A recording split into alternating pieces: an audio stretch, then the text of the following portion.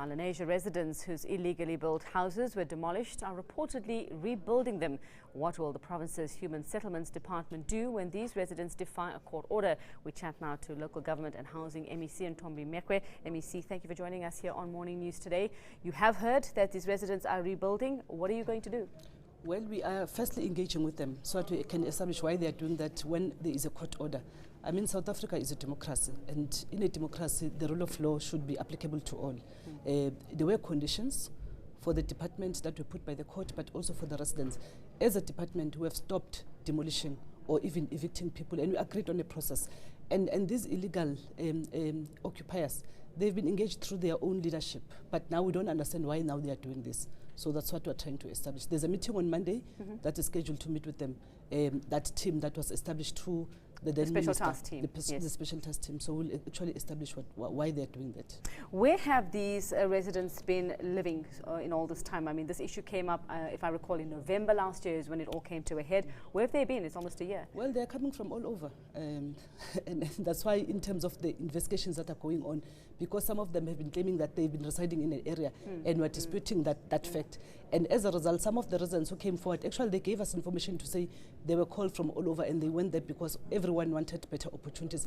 But unfortunately, some of them didn't know that they were buying illegal stands. Although some were warned, they thought that maybe government might not act against them. Unfortunately, we had to act because the rule of law is the one that must guide all of us. Now, in all of that time, and I do understand that High Court had ordered that an amicable solution be reached out of court between all the parties involved. The Special Lenasia Intervention Task Team was involved in this process. What has the task team been doing in all this time to get it to that process, to that amicable solution? Before the task team was established, around 2010, there was a process where we said, come forward.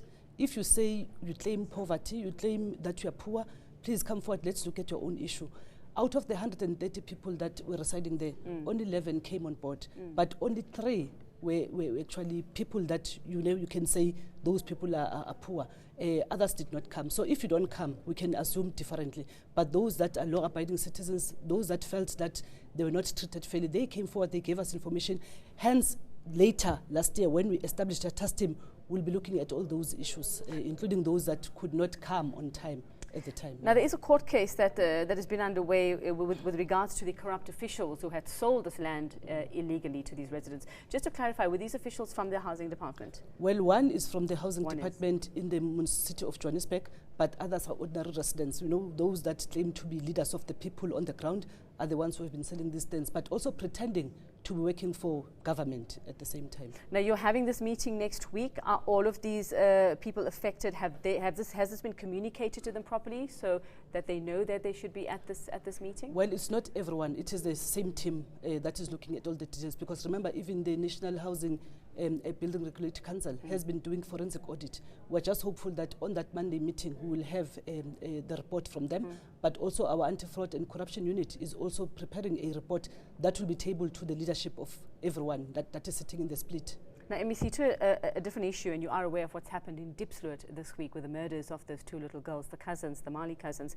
And I just want to know from you, when residents were approached about how this could happen, and the 2 little girls were playing outside, and one of the community leaders said to us, listen, it's a shack, it's 1 room, I have to take a bath, I can't have my children watching me, so they have to go outside. Could this not be in some way linked to the fact that these people don't have the proper structures? They're living in houses like this, and I say houses because they're not really houses, and that things like this happen because they're not being taken care of in terms of housing. Unfortunately, violence that is happening in our country is not only caused by not having a house, because even those that live in the improper houses, they are also affected. I think we are becoming a sick society. What we need to do is to deal with that matter, because we can't justify why young people or even elderly people, especially women for that matter, should be killed in that brutal way, So for me, housing could be one, but there are many other factors that we need to deal with as South Africans. All right, thank you very much. That was Local Government and Housing MEC Ntombi Mekgwe. News that moves. eNCA.com.